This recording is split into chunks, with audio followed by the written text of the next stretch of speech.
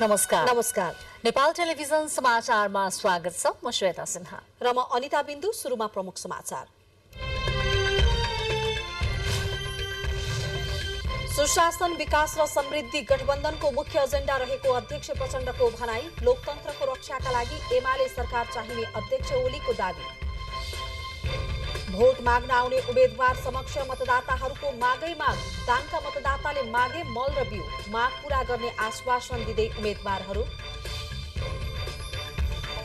अर्थतन्त्रमा सुधारका संकेत देखिन सुरु। आन्तरिक खर्च र विप्रेषणमा भएको वृद्धि तथा घट्दो आयात अर्थतन्त्र सुधारका मुख्य कारक। अमेरिकाका राष्ट्रपति जो बाइडेन र चीनका राष्ट्रपति शी जिनपिङ बीच इन्डोनेसियाको बालीमा भेटवार्ता। असल सम्बन्ध अपरिहार्य रहेकोमा जोड। र युएई विरुद्धको एक दिवसीय अन्तर्राष्ट्रिय क्रिकेट श्रृङ्खलामा नेपालको पराजय। युएई 84 रनले विजय। डेब्यू खेलाडी अर्जुन साउदको भने अर्धशतक।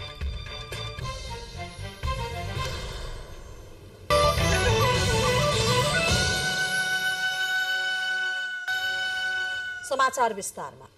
नेकपा माओवादी केन्द्रका अध्यक्ष तथा पूर्व प्रधानमन्त्री पुष्पकमल दाहाल प्रचण्डले सुशासन, विकास र समृद्धि गठबन्धनको मुख्य एजेन्डा रहेको बताउनु भएको छ।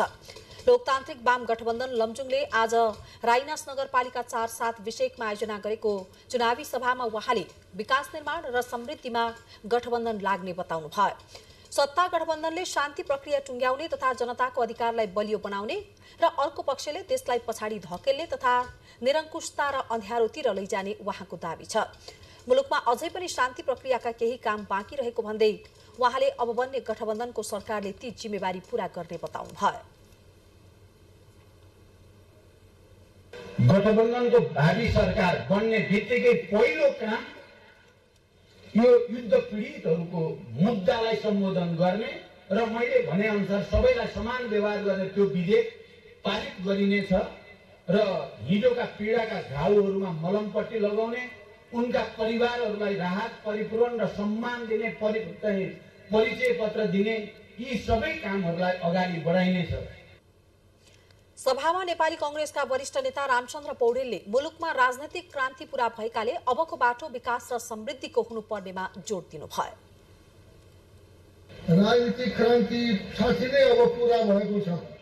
अब राजनीतिक प्रयोग पटकका प्रयोग देशले धान्न सक्दैन। जुन संविधान हामीले ल्यायौं, जुन परिवर्तन हामीले ल्यायौं, यो परिवर्तन यसलाई दिगो बनाएर लानुपर्छ। चुनावी अभियानका क्रममा सत्ता गठबन्धनले विभिन्न जिल्लामा चुनावी सभाहरू आयोजना गरिरहेको छ। यसै क्रममा माओवादी अध्यक्ष प्रचण्ड र कांग्रेस वरिष्ठ नेता पौडेलले गोर्खामा आयोजित चुनावी सभालाई पनि सम्बोधन गर्नु भएको छ।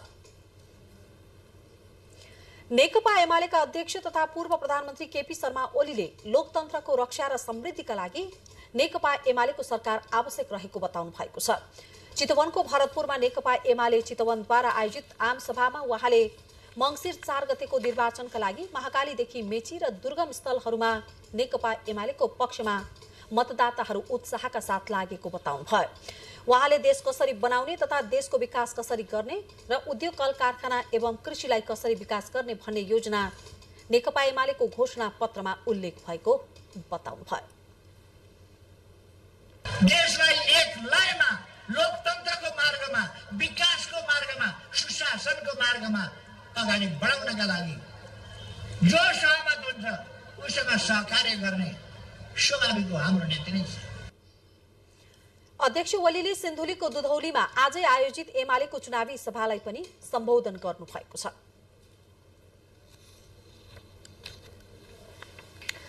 अब मतदाताका कुरा। दाङका किसानहरूले समयमा मल बिउ उपलब्ध गराउने उम्मेद्वारलाई मात्र भोट दिने शर्त राखेका छन्। मत माग्न गाउँ पुगेका उम्मेद्वारहरूसँग दाङका कृषकहरूले मल बिउ समयमै उपलब्ध हुने व्यवस्था गरिदिन माग गरिरहेका छन्। किसानलाई बिउ मल दिन नसक्ने उम्मेद्वारलाई मत नदिने उनीहरूको भनाइ छ। खेती गर्ने समयमा मल र बिउ नपाइए वर्षभरि नै खानै समस्या पर्ने भएकाले सडक, बिजुली भन्दा पनि आफूहरूलाई मल र बिउ नै चाहिएको कृषकहरूको भनाइ छ। उनीहरूले धानको समर्थन मूल्य पनि आफूहरूले नपाउने गरेको गुनासो गरेका छन्। सरकारले धानको मूल्य ढिलो तोक्ने र तोकेका मूल्य पनि आफूहरूले बिक्री गर्न नपाउने समस्या समाधान गर्न सक्ने उम्मेद्वारलाई जिताउने उनीहरूले बताएका छन्। वर्षायाममा बाढीले घरखेत जुवान तथा कटान रोक्न खोलामा तटबन्ध मुक्त कमैया तथा सुकुम्बासीलाई जमिनको लाल पूर्जा हुनुपर्ने पनि माग मतदाताहरूको छ। निर्वाचन आयोगले काठमाडौँ स्थित कूटनीतिक निकायका प्रमुख तथा प्रतिनिधिहरूलाई मंसिर 4 गते हुने प्रतिनिधि सभा तथा प्रदेशसभा सदस्य निर्वाचन 2079 को बारेमा जानकारी गराएको छ। आयोगको कार्यालयमा आयोजित कार्यक्रममा प्रमुख निर्वाचन आयुक्त दिनेश कुमार थपलियाले निर्वाचनलाई स्वच्छ, स्वतन्त्र, निष्पक्ष, पारदर्शी र भयरहित बनाउन भएका तयारीबारे जानकारी गराउनु भएको हो। प्रमुख निर्वाचन आयुक्त थपलियाले अन्तर्राष्ट्रिय समुदायले पुर्याएको सहयोग र देखाएको सदाशयताका को प्रशंसा गर्नुहुँदै प्रमुख आयुक्त थपलियाले विगतका निर्वाचनहरूका अनुभवले आगामी निर्वाचनमा थप सुधार हुने विश्वास व्यक्त गर्नुभयो।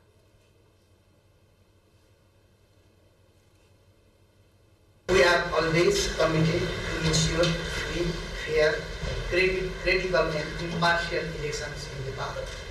Election Commission expects and appreciates your continued support and cooperation and the goodwill for the successful conducting of the election. आयोगका आयुक्तहरू, सचिव सहित उच्च अधिकारी सहभागी कार्यक्रममा काठमाडौँ स्थित 20 भन्दा बढी कूटनीतिक निकायका प्रमुख तथा प्रतिनिधिहरूका साथै प्रधानमन्त्री तथा मन्त्री परिषदको कार्यालय, गृह मन्त्रालय र परराष्ट्र मन्त्रालयका प्रतिनिधिहरूको समेत सहभागिता रहेको थियो। निर्वाचनसँग सम्बन्धित अन्य समाचारहरू बाँकी नै छन्। एकैछिन विश्राम। विश्रामपछि बाँकी समाचार। निर्वाचन आचार संहिता उल्लङ्घनका विषयमा गम्भीर बन्न नेपाली कांग्रेसले निर्वाचन आयोगको ध्यान आकर्षण गराएको छ। पार्टी कार्यालय सानेपामा पत्रकार सम्मेलन गर्दै कांग्रेस प्रवक्ता डाक्टर प्रकाश रणमहतले नेकपा एमाले मतदातालाई प्रलोभन पार्न विभिन्न गैर सरकारी संस्था प्रयोग गरेर आचार संहिता विपरीतको कार्य गरेको भन्दै आयोगले तत्काल कारबाही गर्नुपर्ने धारणा राख्नुभयो। नेता महतले आसन्न निर्वाचन सत्तारूढ गठबन्धनले जित्ने र कांग्रेसको नेतृत्वमा सरकार बन्ने दावी गर्नुभयो। निर्वाचन पछिको प्रधानमन्त्रीमा कांग्रेसका तर्फबाट शेरबहादुर देउबा हुने स्वाभाविक रहेको भन्दै अन्यले प्रधानमन्त्रीको दावी गर्नु प्रचार मात्रै भएको प्रवक्ता महतको भनाइ छ। जोड्ने नेतृत्वको आवश्यकता छ, सहिष्णु नेतृत्वको आवश्यकता छ। अहिले नेपाली कांग्रेसको पार्टी सभापति प्रधानमन्त्रीले सबैलाई जोडिराख्नु भएको छ। मतदान गर्ने दिन नजिकिएसँगै मध्य प्रदेशको सप्तरीले सबैको ध्यान तानेको छ। नेकपा एमालेसँग अन्तिम समयमा गठबन्धन गरेर चुनावमा होमिएका जसपा अध्यक्ष सप्तरी 2 बाट चुनाव लड्दै गर्दा त्यस क्षेत्रमा प्रतिस्पर्धा रोचक हुने देखिएको हो। एक रिपोर्ट। अन्तिम घडीमा जसपाले सत्तारूढ दलसँगको गठबन्धन छोडेर एमालेसँग चुनावी तालमेल गर्ने निर्णय लियो र त्यही निर्णय अनुसार सो पार्टीका उम्मेद्वारहरू चुनावी अभियानमा होमिए। उम्मेदवारी दर्तापछि जसपा अध्यक्ष उपेन्द्र यादव आफ्नै निर्वाचन क्षेत्र सप्तरी 2 मा सक्रिय हुनुहुन्छ। अध्यक्ष यादव आफ्नै दलका अन्य उम्मेद्वारको चुनावी अभियानमा समेत निस्कन नभ्याउनुले प्रष्ट संकेत गर्छ कि यसपटक उहाँलाई बढी नै संघर्ष गर्नु परिरहेको छ। यादवले आफ्नो क्षेत्रमा मतदाताको चर्को गुनासो सुन्नु परेको छ। मतदाता रिझाउन निकै कसरत गर्नु परेको तथ्य निर्वाचन क्षेत्रमा बढेको उहाँको व्यस्तताले पनि देखाउँछ। धेरै पटक जिते पनि मधेसका मुद्दा र मागको लडाईँ बाँकी नै रहेकाले मधेसी मतदातामा निराशा छाएको मधेस मामिलाका जानकारहरू बताउँछन्। अध्यक्ष यादवलाई सीके राउतको दल जनमत पार्टीले पनि चुनौती थपिदिएको छ। जनमतले उठाएका भ्रष्टाचार, ढिलासुस्ती, सुशासन लगायतको मुद्दामा यहाँका मतदाताको झुकाव पनि देखिन्छ। निर्वाचन प्रक्रियामा पहिलो पटक अनुभव बटुल्न कसिएका राउत धेरै पटक सत्तामा पुगिसकेका यादवसँग चुनावी भिडन्तमा हुनुहुन्छ। अध्यक्ष यादवको चुनौती राउतसँगै सत्ता गठबन्धनबाट उम्मेद्वार बनेका लोसपा नेता जयप्रकाश ठाकुर पनि हुनुहुन्छ। वाम लोकतान्त्रिक गठबन्धनका साझा उम्मेद्वार ठाकुर पनि निर्वाचनको सम्मुखमा मतदाताहरूमाझ उत्तिकै चर्चामा हुनुहुन्छ। अहिले हामीले गरेको राजनीति सुरुदेखि अहिलेसम्म के चाहिँ सहज थियो र? निरङ्कुश व्यवस्थाका विरुद्धको लडाईँ हाम्रो सहज थिएन हैन। तपाईको चाहिँ के छ भने गणतन्त्र ल्याउन सहज थिएन, मधेस जनविद्रोह गर्नु सहज थिएन। सहज बाटो त हिँड्न जानेकै छैन, अप्ठ्यारै बाटो सधैँ हिँडेर आएको हुँ। त्यसले गर्दा मलाई यसले खासै अर्थ राख्दैन। सङ्घर्ष गरेर चर्चामा रह्यौँ र जनताले त्यही भएर घर घरबाट अहिले चाहनाको कारण त्यही हो। किनभने हामी त सत्तामा कहिले गएकै छैनौँ। त्यही पनि जनताले यति किन चाहिराखेका छन् भन्दाखेरि हामी जहिले पनि जनताको बीचमा रहेर सङ्घर्ष गरिराखेको हुनाले त्यो भयो। अहिले जुन छ यो क्षेत्रको लागि कृषिको सबभन्दा ठुलो समस्या छ। त्यो खाद्यमलको समस्यादेखि लिएर सिँचाइको समस्यादेखि लिएर शिक्षा र स्वास्थ्यको समस्या, पूर्वाधारको समस्या आदि जुन ग्रसित छन्। 2074 भएको निर्वाचनमा यादवले सप्तरी 2बाटै फराकिलो मतान्तरले जित हासिल गर्नुभएको थियो। त्यति बेला यादव नेतृत्वको संघीय समाजवादी फोरम र महन्त ठाकुर नेतृत्वको राजपा मिलेर चुनाव लडेका थिए भने कंग्रेसको पनि साथ थियो। यसपटक यादवलाई एमालेको साथ छ। 4 निर्वाचन क्षेत्र रहेको सप्तरीमा 4,18,374 मतदाता रहेका छन्। क्यामेरामा शिव पंगेनीका साथ रामनारायण यादव र निराजन खनाल, नेपाल टेलिभिजन, सप्तरी। बागमती प्रदेशको राजधानी हेटौडामा राजधानीका लागि आवश्यक सामान्य संरचना पनि अहिलेसम्म बन्न सकेको छैन। प्रदेश राजधानीका लागि त संरचना बन्न नसकेको अवस्थामा विकटमा रहेका गाउँ बस्तीहरू विकासको मूल प्रवाहमा कहिले जोडिएला भन्ने चिन्तामा छन् मकवानपुरवासीहरू। हेटौडा उपमहानगरपालिका भित्रकै कतिपय वडाहरूमा अहिलेसम्म खानेपानीको समस्या छ। मतदाताहरू शहरी क्षेत्रको त समस्या यस्तो छ भने विकट गाउँ र बस्तीका समस्या कस्तो होला भनेर प्रश्न उठाइरहेका छन्। सुकुम्बासीलाई लालपूर्जा बाँड्न सुरु गरिएको अभियान बीचैमा रोकिएको छ। कतिपय मतदाताहरू बासको आशमा जनप्रतिनिधिको मुख ताकिरहेका छन्। सीमान्तकृत चेपाङको बाक्लो बस्ती भएका राक्सिराङ र कैलाश लगायतका गाउँपालिकाका कतिपय युवा अवैध गाँजा व्यापारको अभियोगमा जेलमा छन्। उनीहरूको रिहाई गर्न चर्को आवाज स्थानीयले उठाइरहेका छन् र उम्मेद्वारहरू हमा ह मिलाउन बाध्य छन्। विकट गाउँहरू सडक सञ्जालसँग सहजै जोडिएका छैनन्। स्वास्थ्य सेवाको अभावमा ज्यान गुमाउने मकवानपुरवासीको संख्या पनि उल्लेख्य छ।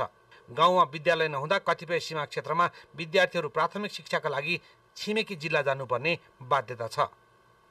यहाँको हेटौडा सिमेन्ट उद्योग धराशायी बन्दै कहिले बन्द हुने त कहिले सञ्चालनमा आउने गरेको छ।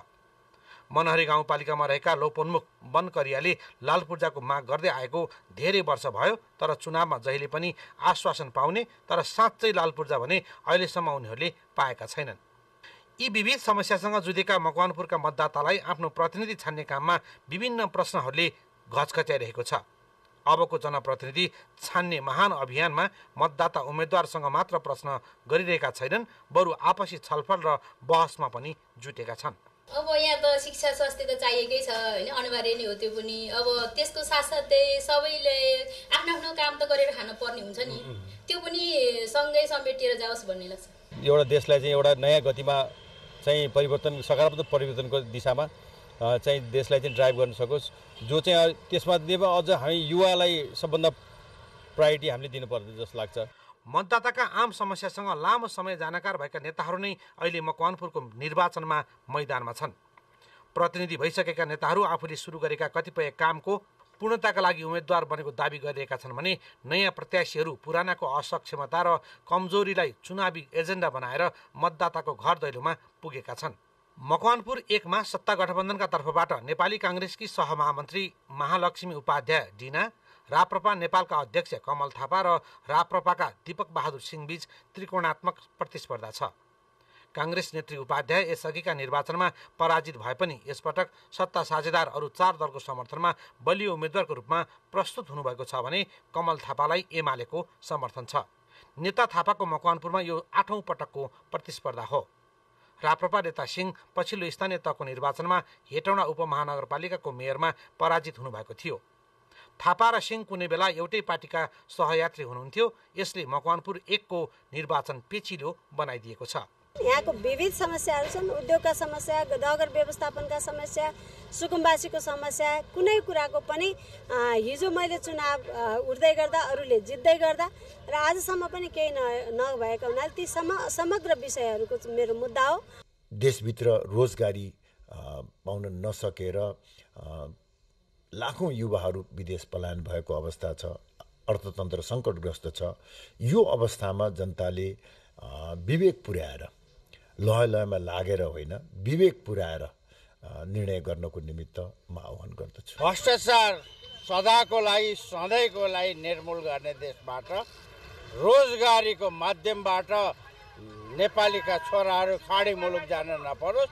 नेपालमै बन्द भएका उद्योग, बेचेका उद्योग पुनः खोलाइकन नयाँ नयाँ उद्योगहरू खोलाइकन रोजगारीको एउटा लहर देशमा ल्याउने हो। उता मकवानपुर 2 को चुनावी प्रतिस्पर्धा पनि उत्तिकै रोचक छ। कुनै बेला एउटै संगठनमा रहेका पुराना कम्युनिस्ट नेता विरोध खतिवडा र युवा पुस्ताका महेश बर्तौला बीच नै यहाँ तीव्र प्रतिस्पर्धा छ। खतिवडा सत्ता गठबन्धनका तर्फबाट एकीकृत समाजवादीका र बर्तौला एमालेबाट चुनावी मैदानमा हुनुहुन्छ। राजनीतिक रूपमा गुरु चेलाकै प्रतिस्पर्धाले यहाँको चुनाव मकवानपुरकै मतदाताबीच चर्चाको केन्द्रमा छ। त्यसो त मकवानपुर 2 खमा नेपाली कांग्रेसका बागमती प्रदेश सभापति इन्द्रबहादुर बानियाको उम्मेदवारी पनि यहाँ कम चर्चाको विषय छैन।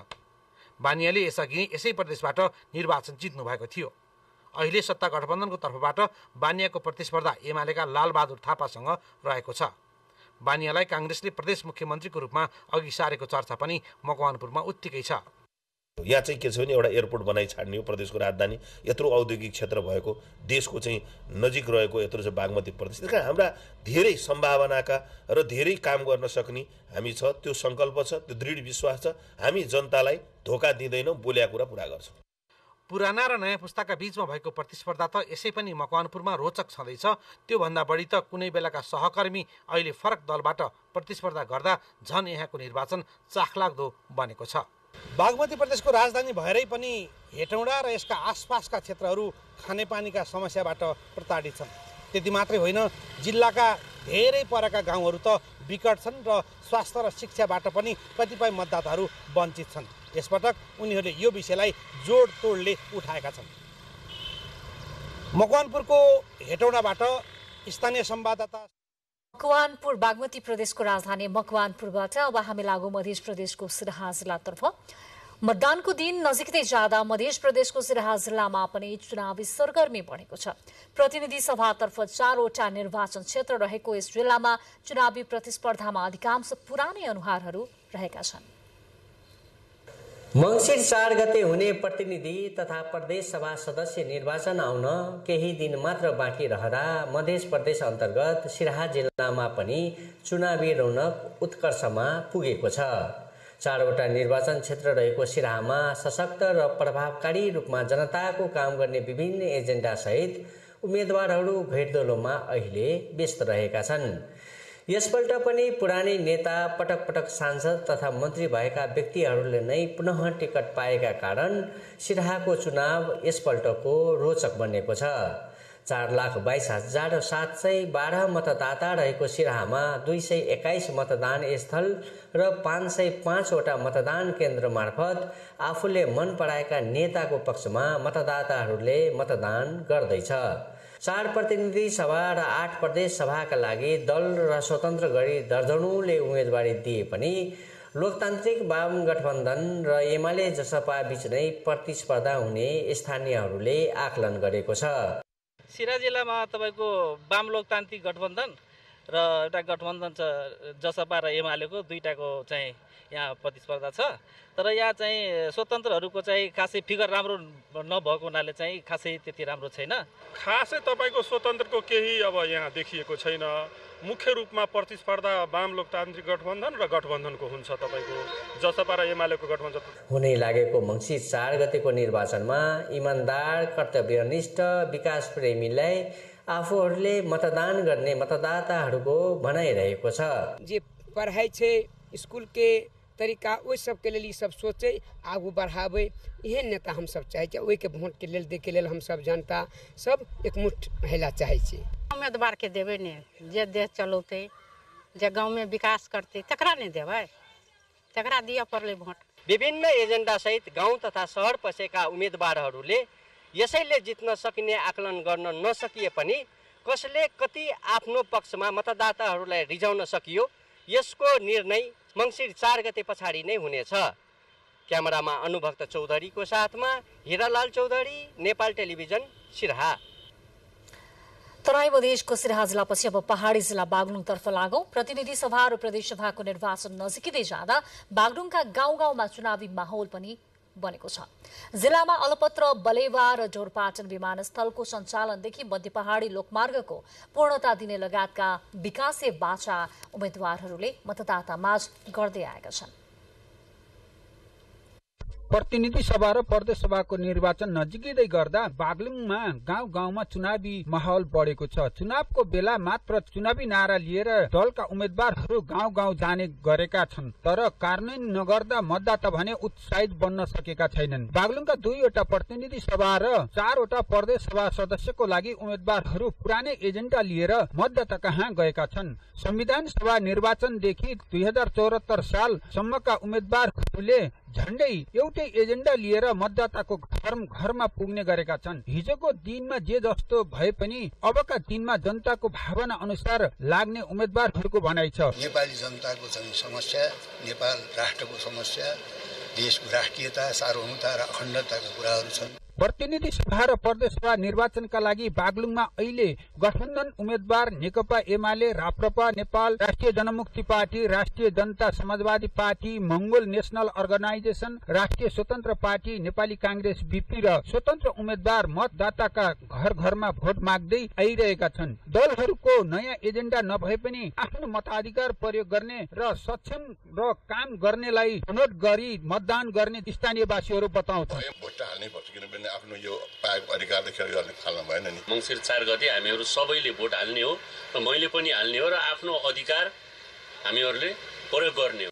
जिल्लाको बलेवा विमानस्थल 30 वर्षदेखि, ढोरपाटन विमानस्थल 40 वर्षदेखि सञ्चालन हुन सकेको छैन भने मध्य पहाडी लोकमार्गको कालोपत्रेको काम लामो समयदेखि पूरा हुन सकेको छैन। बागलुङमा प्रतिनिधि सभा र प्रदेश सभा सदस्यको लागि 31 जना उम्मेद्वार चुनावी मैदानमा उत्रिएका छन्। स्थानीयहरू भने विकासका कामहरू गर्छन् कि भन्ने आशमा रहेको बताउँछन्। किरण आचार्य, नेपाल टेलिभिजन, बागलुङ। समाचारहरू बाँकी नै छन्, एकैछिन विश्राम। विश्रामपछि बाँकी समाचार। मतदानको दिन नजिकिँदै गर्दा स्याङ्जामा राजनैतिक दलहरू, तिनका उम्मेद्वारहरू मतदाताहरूसँग मत अपिल गर्न घर दैलो अभियानलाई तीव्र बनाउँदै लगेका छन्। जिल्लामा खानेपानी, यातायात, शिक्षा लगायत पूर्वाधारको विकास र जिल्लामै रोजगारी सृजना गरी समृद्ध जिल्ला बनाउने प्रतिबद्धता उम्मेद्वारहरूले मतदाता माझ गर्दै आएका छन्। जिल्लाबाट प्रतिनिधि सभा र प्रदेश सभातर्फ गरी 25 जना उम्मेद्वार चुनावी प्रतिस्पर्धामा रहेका छन्। प्रतिनिधि सभातर्फ 2 निर्वाचन क्षेत्र रहेको जिल्लामा 2,44,089 मतदाता रहेका छन्। मङ्सिर 4 को आम निर्वाचनका लागि हिमाली जिल्ला मनाङमा निर्वाचन तयारी अन्तिम चरणमा पुगेको छ। मङ्सिर 1 गतेसम्ममा जिल्लाका सबै मतदान केन्द्रमा मतदान सम्बन्धी सामग्रीहरू सहित सबै कर्मचारीहरू पुग्ने गरी कर्मचारीको खटन पटन सुरु भएको जिल्ला निर्वाचन कार्यालय मनाङले जनाएको छ। आसन्न मङ्सिर 4 गते हुने प्रतिनिधि सभा र प्रदेश सभाको निर्वाचनका लागि निर्वाचन कार्यालय मनाङले अन्तिम तयारी थालेको छ। भौगोलिक विकटता रहेको यस जिल्लामा देशकै थोरै मतदाता रहेका छन् भने एक अस्थायी मतदान केन्द्र सहित 29 वटा मतदान केन्द्र रहेको छ। 4 वटा स्थानीय तह रहेको यस जिल्लामा 1 प्रतिनिधि सभा र 2 वटा प्रदेश सभाका लागि 4 वटा राजनीतिक दल नेपाली कांग्रेस, नेकपा एमाले, राष्ट्रिय स्वतन्त्र पार्टी र राप्रपा गरी 4 दलका 6 जना उम्मेद्वार प्रतिस्पर्धामा उत्रेका छन्। प्रतिनिधि सभाका लागि नेपाली कांग्रेस, नेकपा एमाले र राष्ट्रिय स्वतन्त्र पार्टी प्रतिस्पर्धामा छन्। त्यस्तै प्रदेश कमा नेपाली कांग्रेस, नेकपा एमाले र राप्रपाका उम्मेद्वार रहेका छन् भने प्रदेश खमा स्वतन्त्र उम्मेद्वार राजीव गुरुङ निर्विरोध निर्वाचित भइसकेका छन्। आसन्न निर्वाचनलाई सम्पन्न गर्नका लागि निर्वाचन कार्यालय मनाङले मतदान अधिकृत सहितका कर्मचारीलाई मङ्सिर 1 गते सामग्री सहित मतदान केन्द्रमा पठाउने तयारी गरेको छ। भौगोलिक विकटता छ। माथि नार्पा भन्ने गाउँपालिकामा यहाँबाट 2 दिन हिँडेर जानुपर्छ। अहिलेसम्म त मौसम ठिकै नै छ। आजसम्म त मौसम बिग्रियो भने हिउँ पर्न सक्ने सम्भावना पनि रहन्छ। यदि त्यो भयो भने जान अलिकति कठिनाइ होला। हालसम्मलाई चाहिँ अवस्था सामान्य नै छ। मतदान स्थल सुरक्षा कर्मीको निगरानी सहित स्कटिङ साथ निर्वाचन सामग्री लैजाने व्यवस्था गरिएको प्रमुख जिल्ला अधिकारी रविन्द्र प्रसाद आचार्यले बताउनुभयो। उहाँहरूलाई सुरक्षाको अनुशिक्षण प्रदान गर्ने काम तय सम्पन्न भइसकेको छ। तोकिएका मतदान अधिकारीहरूसँग सुरक्षा कर्मीहरूको समूह नेपाल प्रहरी र सशस्त्र प्रहरीको स्कटिङ सहित सम्भव भएसम्म 4 गते बेलुकाबाट नै मतगणना गर्ने तयारी गरिएको मुख्य निर्वाचन अधिकृत उत्तम सिलवाले बताउनुभयो। मक्सिर 4 गते हामीले मतगणना गर्ने तयारी गरेका छौँ, जसका लागि आवश्यक सुरक्षाकर्मीको प्रबन्ध हुनेछ भने मतगणना स्थल लगायत मतगणना स्थलको वरिपरि CCTV जोड्ने कार्यक्रम हामी सम्पन्न गरिसकेका छौँ र आवश्यक परेमा हामी तारबार सहित हामी मतगणना कार्यालय हामी सुचारू गर्ने हामी प्रयासमा छौँ। यस जिल्लामा 6,779 कुल मतदाता संख्या रहेका छन्। मनाङ निस्याङ गाउँपालिकामा 4,155 जना र सबैभन्दा कम नार्पाभूमि गाउँपालिका 468 जना मतदाता रहेका छन्। यो बाहेक 516 जना अस्थायी मतदाता रहेका छन्। नवीन लामिछाने, नेपाल टेलिभिजन, गण्डकी प्रदेश, मनाङ। निर्वाचन आयोगले जिल्लामा पुर्याएका निर्वाचन सामग्रीहरू सम्बन्धित निर्वाचन अधिकृतको कार्यालय र मतदान केन्द्रमा पठाउन सुरु गरिएको छ। डोल्पा, हुम्ला लगायतका हिमाली जिल्लाका केही मतदान केन्द्रमा भने निर्वाचनमा खटिने जनशक्ति र मतदान सामग्री हेलिकप्टर मार्फत सम्बन्धित मतदान केन्द्रमा पुर्याइने भएको छ।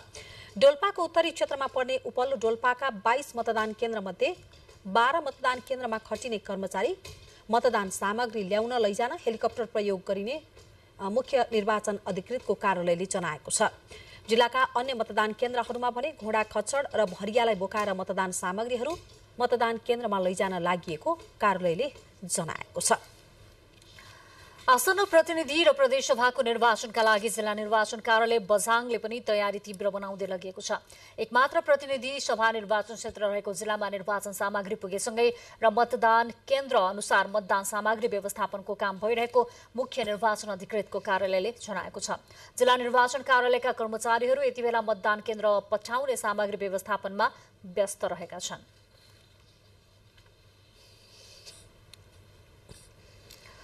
आसन्न निर्वाचनमा बदरमत प्रतिशत कम गर्न जिल्ला निर्वाचन कार्यालयहरूले मतदाता शिक्षालाई बढाउँदै लगेका छन्।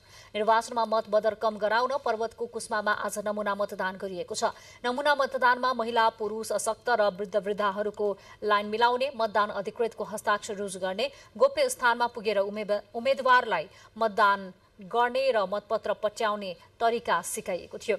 त्यस्तै जिल्लामा घरदैलोमा मतदाता शिक्षा पुर्याउन स्थानीय तहलाई नै जिम्मेवारी दिएको र घर घरमा मतदाता शिक्षा सञ्चालन भइरहेको निर्वाचन अधिकृतको कार्यालयले जनाएको छ। यसैबीच मङ्सिर 4 गते हुन गइरहेको मतदानमा मत बदर हुन नदिन निर्वाचन आयोगले नमुना मतदान विभिन्न जिल्लामा सञ्चालन गर्ने क्रममा ललितपुरमा पनि गरेको छ। आयोगले काठमाडौँको कीर्तिपुरको मङ्गल माध्यमिक विद्यालयमा पनि आयोजित नमुना मतदानमा स्थानीय र विद्यालयका छात्र-छात्राहरूलाई नमुना मतदानमा सहभागी गराई सही मतदान गर्ने तरिकाका बारेमा जान्न र बुझ्नका साथै आम जनतालाई मतदान सम्बन्धी शिक्षा दिई मतलाई बदर हुन नदिन नमुना मतदानको आयोजना गरिएको जनाएको छ। मतदातालाई सही मतदान कसरी गर्ने र मतदानका बेलामा अपनाउनु पर्ने नियमका बारेमा पनि जानकारी दिई मत खेर जान नदिन आयोगले नमुना मतदान कार्यक्रमको आयोजना गरिएको जिल्ला निर्वाचन अधिकृत ठाकुर प्रसाद भण्डारीले बताउनुभयो।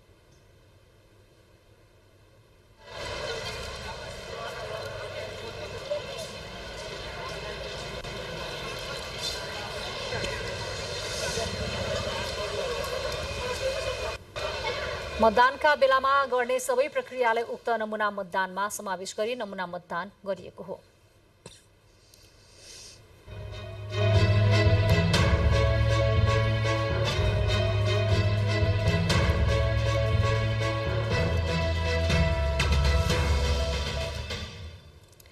प्रमुख समाचार पुनः एकपटक।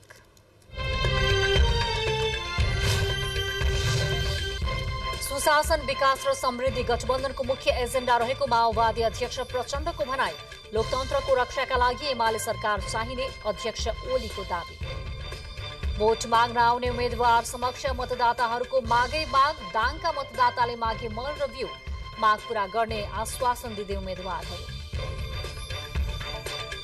अर्थतन्त्रमा सुधारका संकेत देखिन सुरु, आन्तरिक खर्च र विप्रेषणमा भएको वृद्धि तथा घट्दो आयात अर्थतन्त्र सुधारका मुख्य कारक।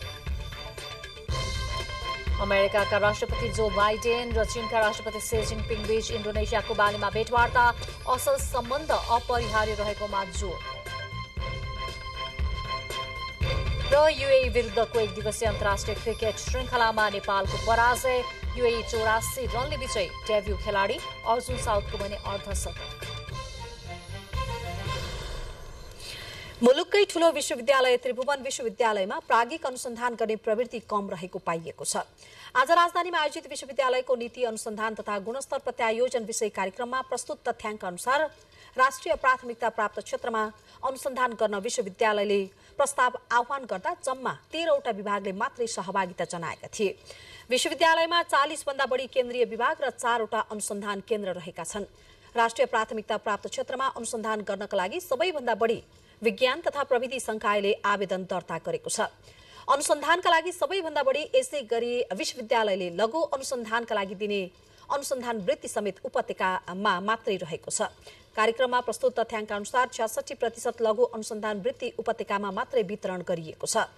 विश्वविद्यालयले प्रदान गर्ने अनुसन्धान सम्बन्धी सुविधाका बारेमा सबै शिक्षक कहाँ सूचना नपुग्नु, पुगे पनि चासो नदिनु, आएका अधिकांश अनुसन्धान प्रस्तावमा हुनुपर्ने ढङ्ग र रीत नपुग्नु र समग्रमा अनुसन्धान गर्ने संस्कृति नै नभएका कारण अनुसन्धानको अवस्था कमजोर देखिएको निष्कर्ष विश्वविद्यालयले निकालेको छ।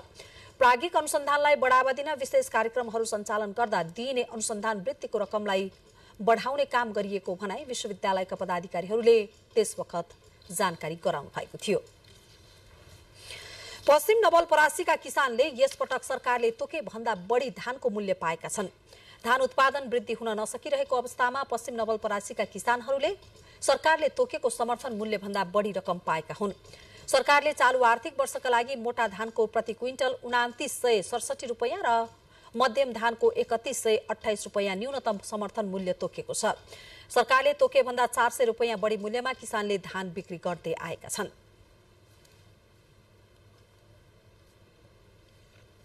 आज नोभेम्बर 14 विश्व मधुमेह दिवस नेपालमा पनि विभिन्न कार्यक्रम गरी मनाइएको छ। इन्टरनेशनल डायबिटिज फेडरेसन र विश्व स्वास्थ्य संगठनको आह्वानमा सन् 1991 देखि नोभेम्बर 14 तारिकका दिनलाई विश्व मधुमेह दिवसको रूपमा मनाउन थालिएको हो। यो दिन मधुमेह उपचारका लागि प्रयोग गरिने इन्सुलिन बनाउन महत्वपूर्ण भूमिका खेलेका वैज्ञानिक फ्रेडरिक भ्यान्टिनको जन्मदिन पनि हो। फ्रेडरिक ग्रान्टले चार्ल्स वेस्टसँग मिलेर 100 वर्ष पहिले इन्सुलिनको खोज गरेका थिए। उनैको सम्झनामा हरेक वर्ष 14 नोभेम्बरमा विश्व मधुमेह दिवस मनाइन्छ। यसैबीच चिकित्सकहरूले मधुमेह रोगको पहिचान हुनासाथ नियमित रूपमा आँखाको परीक्षण गराउन सुझाव दिएका छन्। विश्व मधुमेह दिवसका सन्दर्भमा तिलगंगा आँखा प्रतिष्ठानले आयोजना गरेको अन्तर्क्रिया कार्यक्रममा उनीहरूले मधुमेहका कारण अन्धोपना समेत हुन सक्ने भएकाले मधुमेह रोगको पहिचान हुनासाथ नियमित रूपमा आँखाको परीक्षण गराउन सुझाव दिएका हुन्। अब देश बाहिरको प्रसंग। अमेरिकाका राष्ट्रपति जो बाइडेन र चिनिया राष्ट्रपति सी जिनपिङ बीच इन्डोनेसियाको बालीमा भेटवार्ता भएको छ। चिनिया राष्ट्रपति सी जिनपिङले अमेरिकी राष्ट्रपति जो बाइडेनसँगको भेटमा दुई देशको असल सम्बन्ध विश्वले अपेक्षा गरेको बताउनु भएको छ। राष्ट्रपति सीले अहिलेको युगमा अभूतपूर्व ढंगले ठूला परिवर्तनहरू भइरहेका छन् र मानवहरूले अभूतपूर्व चुनौतीहरूको सामना गरिरहेका छन् भन्दै त्यसलाई सही ढंगले सम्हाल्नका लागि दुई देशको असल सम्बन्ध अपरिहार्य रहेको धारणा राख्नु भएको छ। G20 बैठकले विश्वको ध्यानाकर्षण भएको उल्लेख गर्दै सीले त्यहाँबाट कहाँ जाने भन्ने प्रश्न उनीहरूको मात्रै होइन सबै देशको दिमागमा रहेको पनि बताउनु भयो। बाँकी समाचार एकैछिनमा।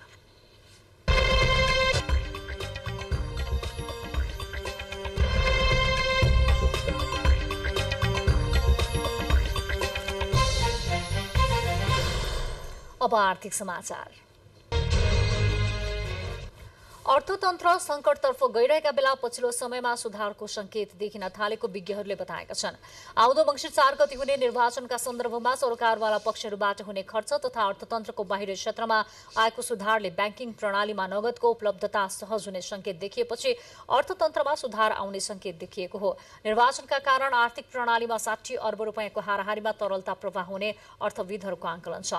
अहिले ब्याङ्कहरूले कर्जा दिन सक्ने क्षमता बढ्न थालेको पनि जानकारी उनीहरूले दिएका छन्। एकातिर ब्याङ्कहरूको कर्जा निक्षेप अनुपात ऋण दिन सक्ने गरी अनुकूल बन्दै गएको छ भने अर्कोतिर ब्याङ्कहरूले राष्ट्र ब्याङ्कसँग लिने सापटी रकम पनि घट्दै गइरहेको छ। पछिल्लो समय आयात घटेपछि अन्तर्राष्ट्रिय व्यापारमा सकारात्मक प्रभाव परेको छ। अहिले ब्याजदर दोहोरो अङ्कमा बढे पनि केही समयसम्म मात्र रहने नेपाल राष्ट्र ब्याङ्कले स्पष्ट पारिसकेको छ। वाणिज्य ब्याङ्कहरूले लिएको बढी प्रिमियम झण्डै 2 अर्ब रुपियाँ राष्ट्र ब्याङ्कले फिर्ता गराइसकेको छ। विप्रेषणमा पनि लगातार सुधार हुँदै अघिल्लो वर्षको तुलनामा 19.8%ले बढेको छ। कोरोना महामारीपछि अक्टोबरमा सबैभन्दा धेरै विदेशी पर्यटक भित्रिएका छन्। नेपाल पर्यटन बोर्डका अनुसार गत वर्षको भन्दा यो वर्षको अक्टोबरमा 72% बढी पर्यटकहरूले नेपाल भ्रमण गरेका छन्। यो अक्टोबरमा विभिन्न देशबाट 88,582 पर्यटक भित्रिएका छन्। गत वर्षको सोही समयमा यो संख्या 23,200 मात्रै रहेको थियो। बोर्डको तथ्याङ्क अनुसार सन् 2022 जनवरीदेखि अक्टोबरसम्म 4,73,500 पर्यटन नेपाल भित्रिएका छन्। कोभिड महामारी थला पारेको पर्यटन क्षेत्रमाथि उकास्न गरेका प्रयासले पर्यटक आगमनमा वृद्धि भएको पनि बोर्डको भनाइ छ। तथ्याङ्क अनुसार जनवरीमा 16,900, फेब्रुअरीमा 19,700, मार्चमा 42,606, अप्रिलमा 61,500, मेमा 53,600, जुनमा 46,900, त्यस्तै जुलाईमा 44,400, अगस्तमा 41,300, सेप्टेम्बरमा 58,300, अक्टोबरमा 88,582 पर्यटक भित्रिएका छन्। बोर्डको तथ्याङ्क अनुसार अक्टोबरमा सबैभन्दा बढी भारतबाट 16,990 पर्यटक भित्रिएका छन्। यसैगरी बङ्गलादेशबाट 2,720, चीनबाट 946, मलेसियाबाट 1,590 जना पर्यटकहरू नेपाल भित्रिएका छन्। अब खेलकुद समाचार।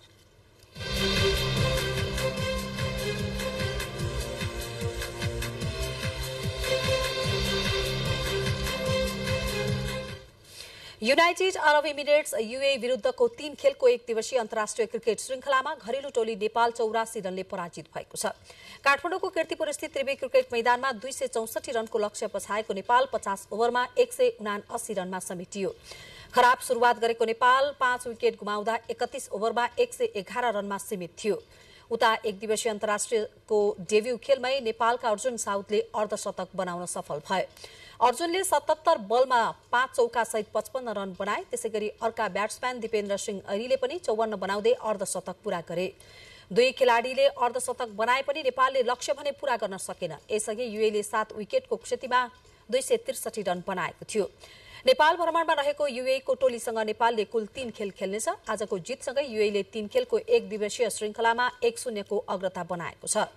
दोस्रो 1 दिवसीय अन्तर्राष्ट्रिय खेल पर्सि हुनेछ।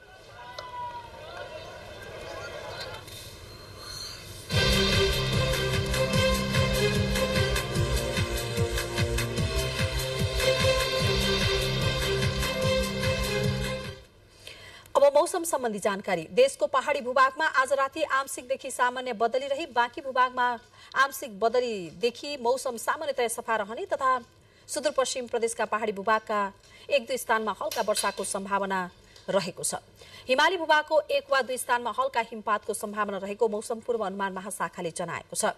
काठमाडौँमा आज रातिको न्यूनतम तापक्रम 8 र 10 तथा भोलि दिउँसोको अधिकतम तापक्रम 21 र 23 डिग्री सेल्सियस बीच रहने अनुमान गरिएको छ। अब मौसम सम्बन्धी थप विवरण।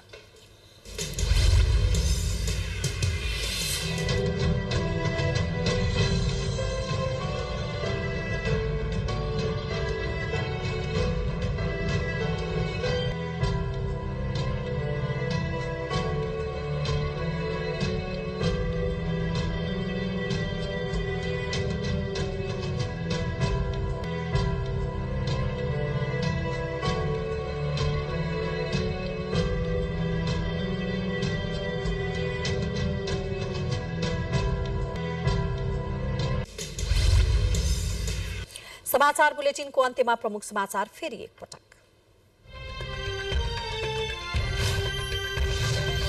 सुशासन, विकास र समृद्धि गठबन्धनको मुख्य एजेन्डा रहेको माओवादी अध्यक्ष प्रचण्डको भनाई। लोकतन्त्रको रक्षाका लागि एमाले सरकार चाहिने अध्यक्ष ओलीको दावी। भोट माग्न आउने उम्मेद्वार समक्ष मतदाताहरूको मागै माग। दाङका मतदाताले मागे मल र बिउ। माग पूरा गर्ने आश्वासन दिँदै उम्मेद्वार